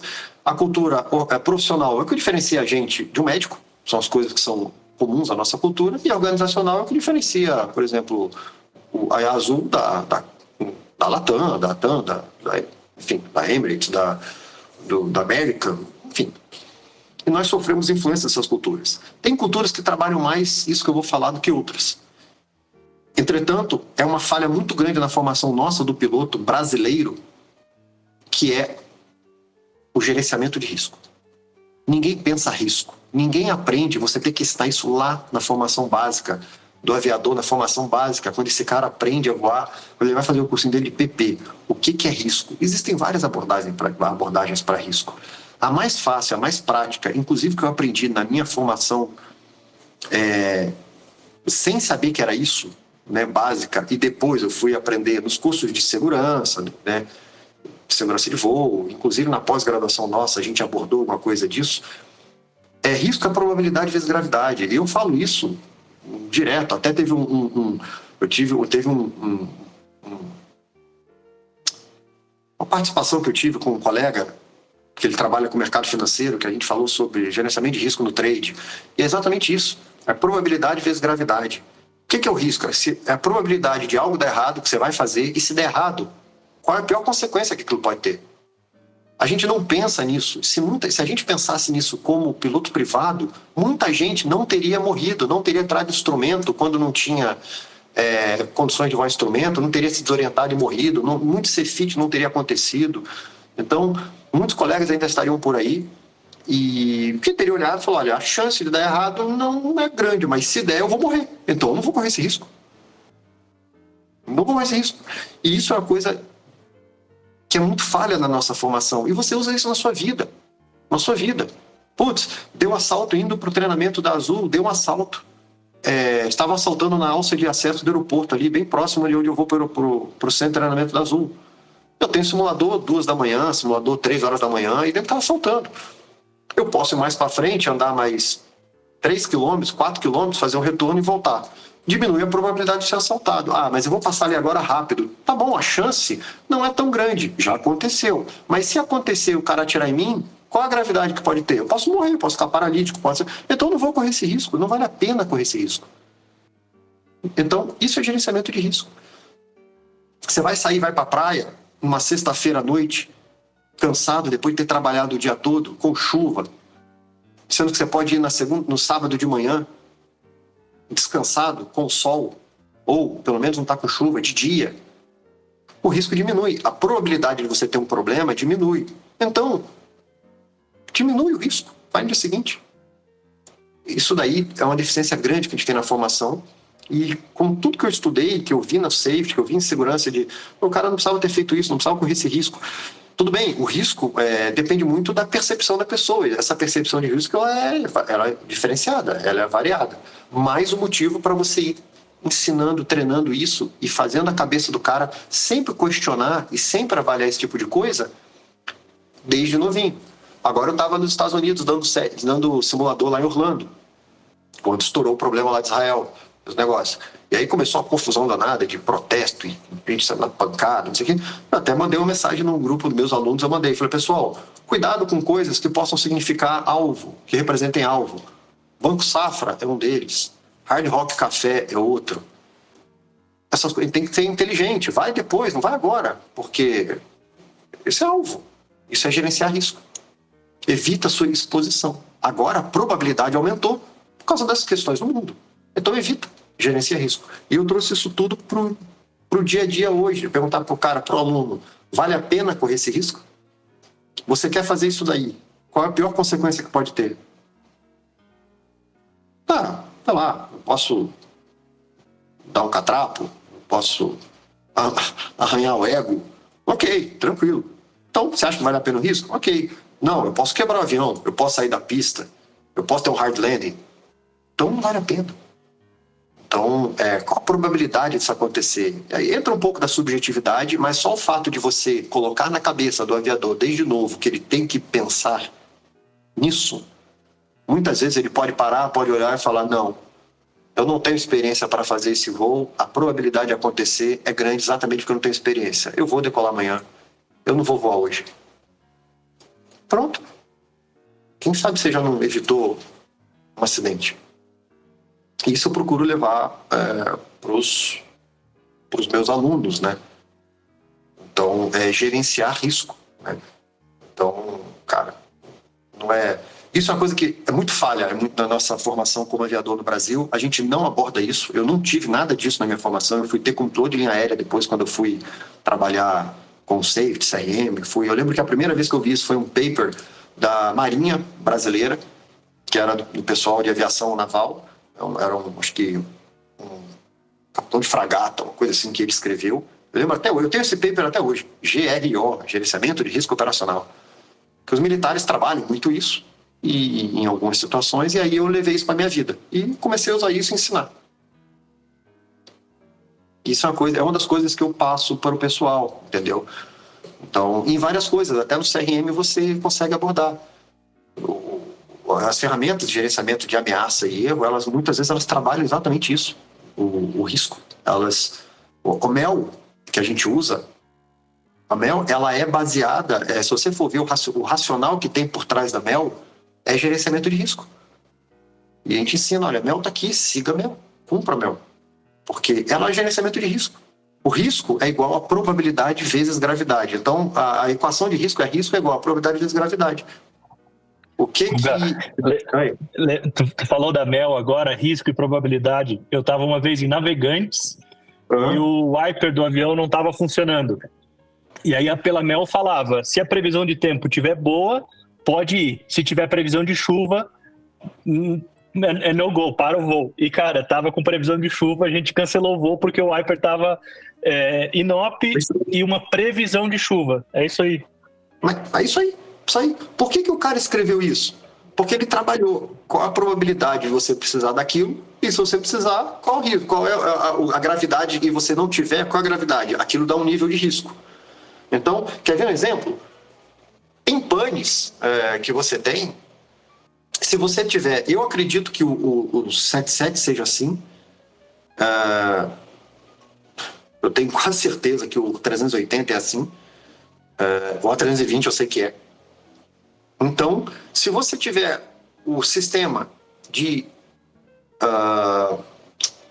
fire warning, tá? Se você tiver um aviso de fogo inoperante, é no go. Sistema de fogo, aviso, alerta de fogo. Não estou falando loop, eu estou falando do sistema como um todo. Às vezes você tem um loop inoperante, você pode sair com outro, mas o sistema como um todo, se tiver inoperante, é no go. Então, o que significa isso? Gerenciamento de risco. O fabricante chegou e falou o seguinte, olha só, a probabilidade de você ter um fogo no motor, ela é baixa. Tudo bem, estatisticamente na história, se a gente for ver, ela é baixa. Mas se você tiver um fogo no motor e você não tiver aviso para os pilotos, qual é a gravidade disso? Altíssima. Então, se você multiplica essa pequena probabilidade por uma gravidade altíssima, que é catastrófica, você entra na matriz de risco, é catastrófica, que você pode derrubar o avião, você pode perder todo mundo, o risco, a multiplicação disso, o resultado do outro lado ali, ela é um risco altíssimo. Então o fabricante falou, esse risco não é aceitável, eu quero risco zero para isso. Se você do lado da equação coloca risco zero, a única forma de você ter um lado da equação alguma coisa multiplicada por outra que dá zero é tornar algum dos produtos zero. Ou seja, no-go. Se você fala que é no-go, a probabilidade de você ter aquele evento é zero, porque o avião não vai sair do chão. Então é zero, você se expõe zero. Ou seja, a gravidade que é catastrófica multiplicada por zero vai dar um risco zero. No-go. Isso é gerenciamento de risco. O fabricante falou, não, o risco disso é inaceitável. Então, zero, risco zero. Ou seja, deixa no chão. Você não se expõe, você não tem risco. Você não decola, você não tem risco. As pessoas, quando o cara chega e fala, como a gente às vezes ouve na aviação, o MEL é piloto fraco, para comandante fraco, eu conheço o avião, eu faço o MEL, eu sei se pode sair ou não. Esse cara simplesmente desconhece toda a ciência que tem por trás da elaboração daquilo. árvore de falha, uma série de coisas que o fabricante parou e até mesmo os históricos, os eventos, acabam mexendo nisso. O fabricante fala, não, vou mexer nisso daqui, vou mexer naquilo. E é isso.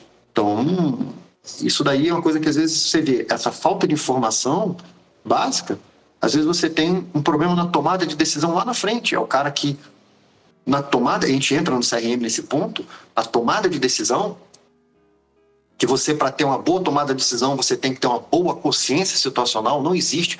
O carro-chefe de uma tomada de decisão é a consciência situacional. Por quê? A consciência situacional tem 3 níveis. Perceber o que está acontecendo, entender e antecipar. Existem várias teorias da consciência situacional. Essa é a teoria que nós utilizamos, tá? Que é a teoria da Mika Hensley, que enfim, foi uma tese de doutorado dela. E ela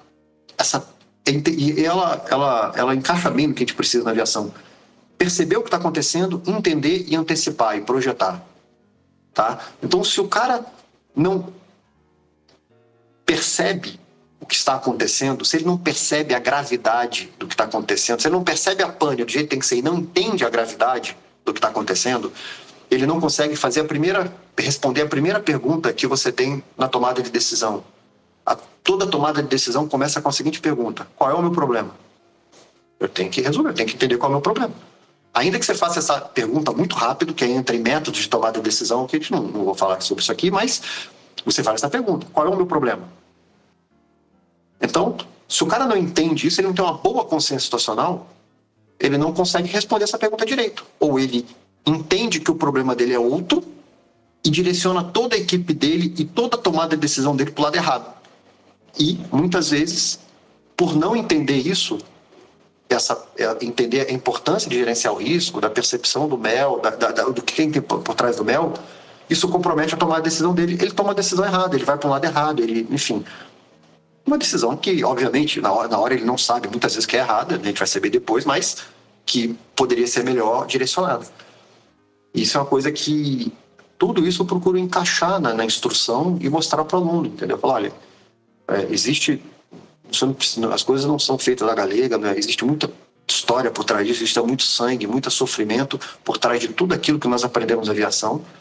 Então, vamos encaixar todos esses eventos com a teoria, mas vamos aplicar isso. O CRM não é uma aula para você ter a cada ano na sala de aula, fazer dinâmica, brincadeira de estudo de caso, dinâmica, e depois voltar pro voo e falar, tudo bem, legal, mas aqui funciona de outro jeito. Não, é para você incorporar no seu dia a dia, no jeito de ser. Não é coisa de outro mundo. Cara, eu tava aqui viajando no que você tava falando, porque é tão interessante, faz tanto sentido. Eu vou dar o meu exemplo, tá? Uhum. Eu já sou copiloto há acho que 12 anos. E talvez por um erro meu, ou por uma falta de interesse minha, não é que eu nunca me preocupei com isso, mas a tomada de decisão final na cabine nunca foi minha, né? Eu sei que eu já auxiliei vários comandantes em várias tomadas de decisão, ajudando, usando o CRM, aquela coisa toda. Comandante, por que a gente não faz então dessa forma, coloca um extra aqui, se der errado a gente faz assim, faz assado. Boa, gostei, boa, vamos fazer assim, né? Mas isso que você está falando me chama muito a atenção, porque para mim está sendo uma mudança de pensamento com a minha promoção chegando próxima, né?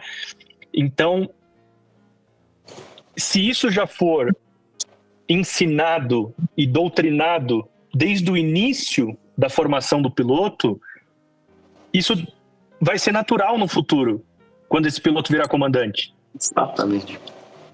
E eu tô chegando numa fase que o bom português, eu tô tendo que me coçar. Opa, o que eu preciso aprender agora, né? Porque até então, cara, eu sou copiloto, comandante que toma decisão. Claro, não vou deixar o cara fazer nada que vá contra a segurança do voo, aquela outra coisa toda.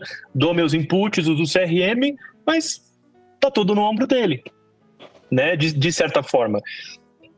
E ultimamente, com a promoção cada vez mais perto, é uma coisa que eu venho pesquisando e estudando. Inclusive, acabei de fazer, junto com o Henrique também, a gente fez um curso de extensão na Embry-Riddle sobre fatores humanos, né? E é muito engraçado como isso tudo se encaixa. Como depois que você começa a entender um pouquinho mais do CRM, desse gerenciamento de risco, fica muito mais fácil. Uhum. E, Gui, só para complementar isso que você falou, né, que a gente fez o curso junto na Embry-Riddle, eu achava que eu tinha uma ideia de como que funciona o processo de fator humano, muito alinhado com o que o Guga falou, né, que deveria fazer parte da formação básica. Ao longo dos 6 meses que a gente fez esse curso, eu vi que eu não sabia absolutamente nada e que eu ainda tenho muita coisa para aprender, sabe? E eu concordo plenamente com o Guga, isso é um defeito da formação brasileira, né? Isso, não só da brasileira, né? Seria injusto eu criticar só aqui o Brasil. A gente vê que isso acontece em diversos lugares no mundo e que se acaba aprendendo ali numa situação crítica, quando você está trabalhando, carregando 140, 180 vidas, né? Sob sua responsabilidade. É isso aí. Porque a gente cada vez que a gente vai decolar um avião, cara, seja um Piper Cub ou seja um 380, você tá alinhado na cabeceira, eu pelo menos posso falar por mim. Foram poucas as vezes que eu pensei que aquilo podia dar errado. Claro, você de vez em quando rola aquele pensamento, principalmente, por exemplo, agora eu tô em Quito. Quito, a gente está 8.300 pés aqui de altitude, é uma pista alta, cheia de morro, então, a hora que você está decolando, apertando toga, cara, você tá ligado no que está acontecendo e o que pode dar errado. Agora, você tá numa pista grande, nível do mar, com céu azul, com um monte de coisa, meu irmão, você tá pensando que tinha que ter lavado o carro, que tinha que ter trocado o óleo, que a casa tá, sei lá, precisa chamar a empregada, você não tá pensando naquilo ali. Né? E isso é uma doutrina, é um modo de você conseguir gerenciar esse risco que tem que fazer parte até quando você está decolando no aeroporto com um dia cavoque, com uma pista longa e tempo bom, né? Isso, ajustar. Até porque isso é normal, mas aí que tá, é você ajustar o nível de atenção / tensão, tá? / alerta, vamos dizer assim, para a situação. Ninguém consegue decolar durante médio, voar 15 horas, 14 horas, até mais às vezes, no estado de alerta que estava quando foi decolar. Não dá, o cara quebra. Não é saudável isso. Até, é claro que em cruzeiro o alerta nosso vai diminuir, vai baixar, até porque tem que ser, senão você não aguenta, você quebra. Ninguém pode voar olhando para os lados, pensando, e agora o que eu faço, e agora o que eu... Não, é assim. E a própria teoria mostra que a resposta ao startup factor em cruzeiro é maior do que quando você está, por exemplo, ele já demora um pouco, dependendo do estímulo, da intensidade do estímulo, do que aconteceu, alguns segundos, né? 10 segundos, whatever. A teoria ela fala sobre alguns, mas o Sully foi até um pouco mais do que isso. Mas a questão é que é normal isso daí, só que também faz parte de uma boa consciência situacional, né? Você estabelecer o tal dos what if, e se, né? Tô decolando daqui, e se acontecer isso, e se acontecer aquilo, eu vou fazer isso. É o que a gente faz, você prepara para um problema na decolagem, mas ninguém fica falando, meu Deus, será que vai dar? Será que eu vou sair da pista agora e não vai parar esse motor? Será que aquele urubu na decolagem da 02 vai me pegar? Não, você vai preparado, você vai olhando, vai vendo onde é que tem os problemas, e se acontecer, eu já brifei minha contingência, eu vou fazer isso, vou fazer aquilo, né? Então, assim, eu tô na minha casa, eu tenho eu tenho uma televisão, eu estou falando com vocês, atrás de onde a gente está conversando, eu tenho um monitor com todas as câmeras da minha casa. Eu estou conversando com vocês, mas eu estou de olho na minha casa. Mas eu não fico assim, meu Deus do céu, será que ele vai pular o muro? Não sei o que, não. Eu tenho a ciência de que, se acontecer, eu tenho o meu plano de ação, eu sei o que eu vou fazer. É mais ou menos isso. Só que essa questão de, e se acontecer, e se der uma coisa errada, que você não precisa ser neurótico com isso, mas você tem que estar com isso na sua forma de pensar, ajuda muito as pessoas. Ajuda muito a gente quando as coisas acontecem. Porque você não fica pego de surpresa, você não fica em choque, você não fica congelado. Ou se você fica, você retoma a situação mais rápido. Você consegue, e aí entra no método de tomar decisão, você consegue tomar uma decisão para retomar o controle mais rápido disso daí. Então, esse nível de alerta um pouco elevado, dependendo da situação, e aí você ajustar a situação, senão você vira um neurótico, né? É o cara que está voando um cruzeiro 2 horas dentro da água, o cara tá de fone, olhando pros lados, fazendo, calma, velho, pelo amor de Deus, entendeu? Tá olhando pra aceleração, tá olhando isso aqui, tá olhando isso aqui lá, pelo amor de Deus, velho, você vai morrer até chegar lá, vai ter um fato. Até porque 2 horas no meio da água, o aeroporto mais próximo tá no mínimo a 2 horas, né?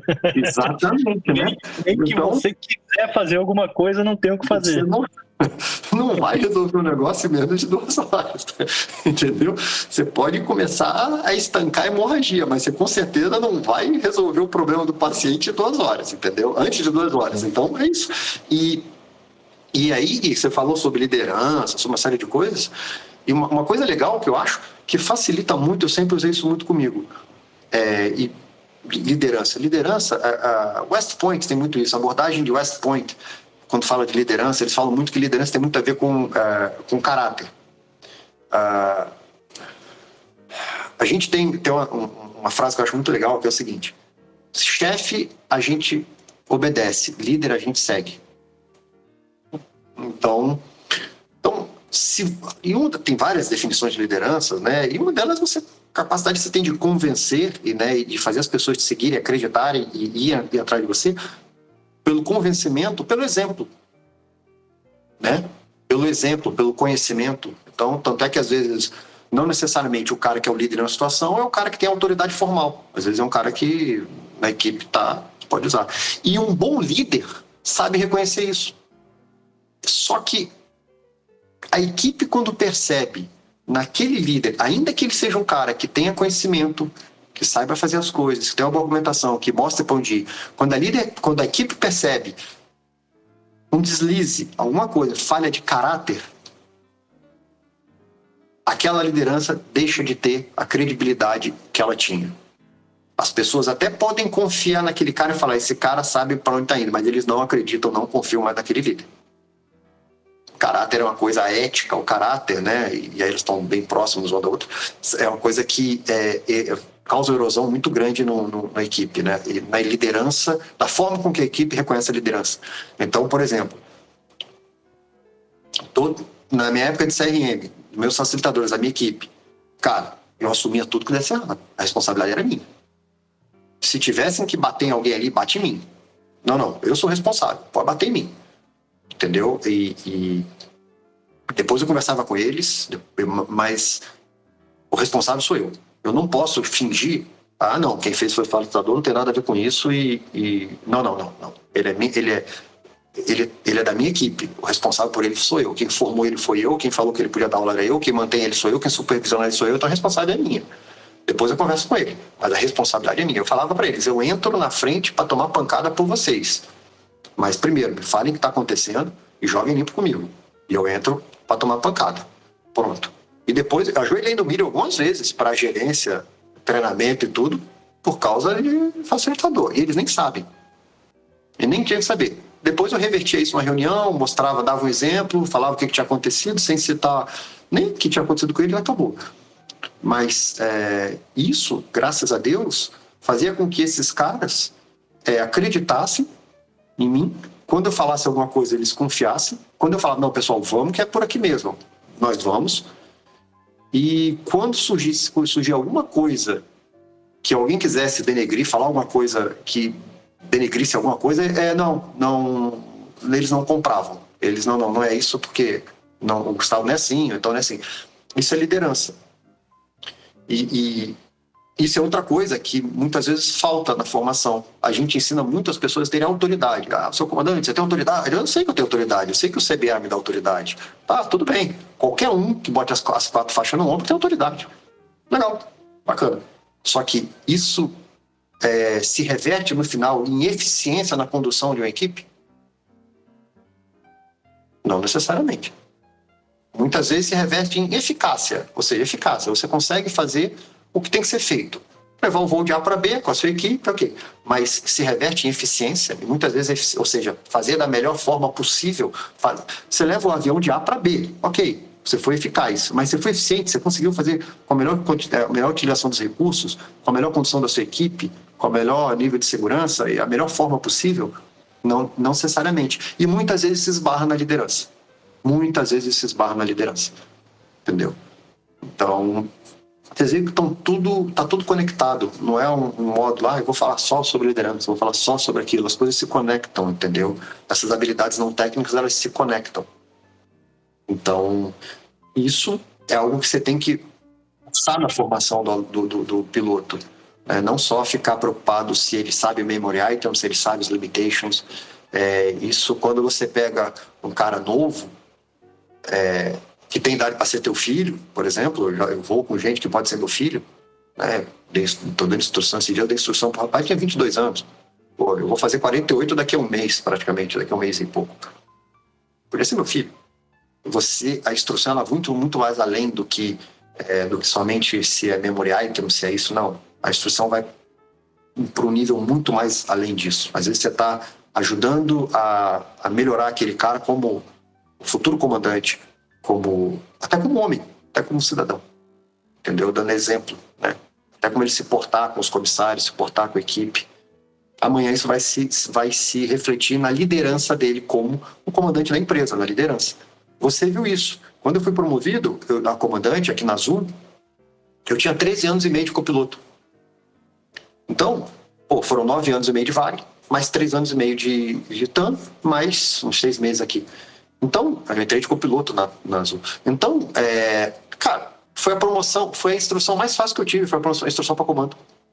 Eu tive 2 instruções que eu tirei com o pé nas costas. Instrução para comando e a do 20. Eu já tinha voado antes, né? Comando, pé nas costas. Eu só tive que, foi a questão mais psicomotora ali de inverter, né? Passar pro lado, que você sentava, ajustava o lado errado, botava a mão na frente do HUD, era uma zona do HUD, né? Então assim, eu sei, foi isso. E é isso, é o que você passou. 12 anos, você viu a forma de ser líder, a forma de caras com baixa consciência situacional, caras dispersos, caras que travam, caras que são só autoridades, chefes, não são líderes, e as consequências disso na equipe e às vezes na segurança, né? Então, isso é algo que, como a gente fala no CRM, muitas vezes vai além somente de uma aula de CRM, vai além de um capítulo de um livro, vai muito além, né? Isso engloba... Eu gosto muito dessa abordagem de West Point, que liderança tem uma questão muito ligada a caráter. Você vê vários filmes que falam isso. Fomos Heróis é um filme que fala sobre isso. Aquele filme com Mel Gibson, Fomos Heróis. É um dos filmes que aborda, que eu gosto muito, que fala sobre isso daí. Gente, que conversa. Que aula, Guga. Que aula que nós tivemos hoje. Que aula que nós tivemos hoje aqui. O Guilherme tava querendo fazer o comando coaching comigo e com o Daniel, né? Do FP Aviation, só que agora não vai precisar mais. Tá feito. Ganhei uma aula e tô devendo um churrasco agora. Não. Toma cerveja depois e sempre é motivo para tomar cerveja.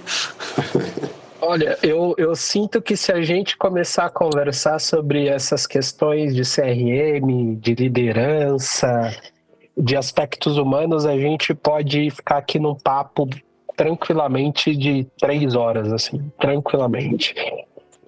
Mas o tempo do nosso convidado é muito valioso. A gente queria agradecer e já deixar um convite para a gente marcar um papo só para falar disso aqui no Farol de Pouso. Deixa aqui nos comentários se você quer que o Guga volte, enche o nosso saco que nós vamos fazer a nossa parte para trazer o Guga de volta aqui para falar de CRM, de liderança com vocês. Guga, por que não fazer uma masterclass, né, Guga? Também, quem sabe? Eu fiquei quietinho aqui só olhando e pensando assim, Eu podia falar isso, só que aí depois virava a esquina ali, tu já falava também. Aí eu ficava pensando, putz, isso aqui eu já lembro lá quando a gente fez a nossa pós-graduação junto. Ah, vou falar isso. Né? Aí eu vou falar uma coisa, o Guilherme falou. Aí eu fui só escutando vocês, mas, cara, com certeza dá pra gente fazer uma masterclass, passar o dia inteiro, cara, fazer uma masterclass de 2 turnos. Show de bola. Legal, estamos aí, cara, vai ser um prazer. Realmente, um prazer é sempre... É muito bom conversar com quem tem nível para conversar, dá valor, sabe fazer os links e tem a seriedade que a nossa profissão exige sobre o assunto. Exige. Isso daí é o mínimo que a gente pode fazer. Compartilhar esses conhecimentos é o mínimo que a gente pode fazer por quem passou, trilhou o caminho na frente da gente, não está mais aqui, ou por questões naturais, ou porque muitos desses conhecimentos faltaram e a gente aprendeu com eles. É o mínimo que a gente pode fazer por eles. Guga, antes de encerrar, queria te agradecer. Eu te conheço como pessoa, eu te conheço como amigo, como profissional, como companhia de cerveja, e eu preciso te dizer, cara, a minha admiração só cresce. Eu sei o ser humano que tu é, o coração gigante que tu tem, e além de ser também um excelente profissional. Então, cara, muito, muito, muito obrigado por ter aceitado o convite de fazer parte do podcast, por ter transmitido tanto conhecimento em tão pouco tempo, ter nos dado uma aula. Sim, obrigado a vocês.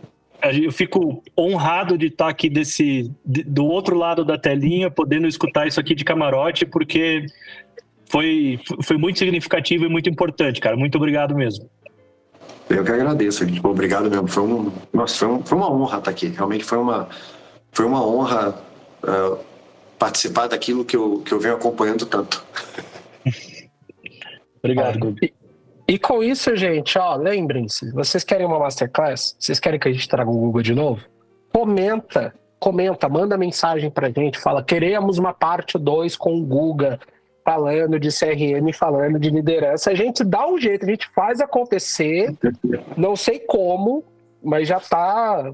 A gente vai fazer acontecer de uma forma ou outra, mas deixa comentário, compartilha isso, porque mais gente ouvindo, isso aqui vale ouro, gente.